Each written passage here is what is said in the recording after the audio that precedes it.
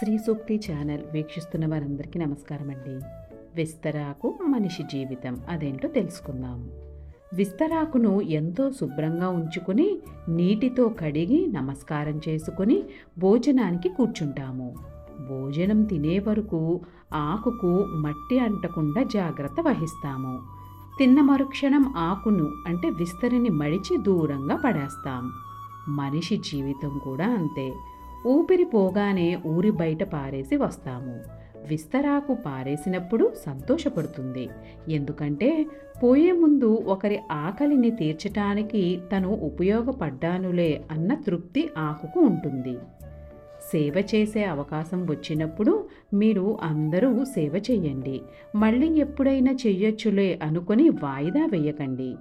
ఆ అవకాశము మళ్ళీ వస్తుందని అనుకుంటే కుండ ఎప్పుడైనా పగిలిపోవచ్చు. అప్పుడు విస్తరాకుకు ఉన్న తృప్తి కూడా మనకి ఉండదు. ఎంత సంపాదించి ఏమి లాభం? ఒక్క పైసా కూడా తీసుకుపోగలమా? కనీసం మన ఒంటి మీద బట్ట కూడా మిగలనివ్వరు.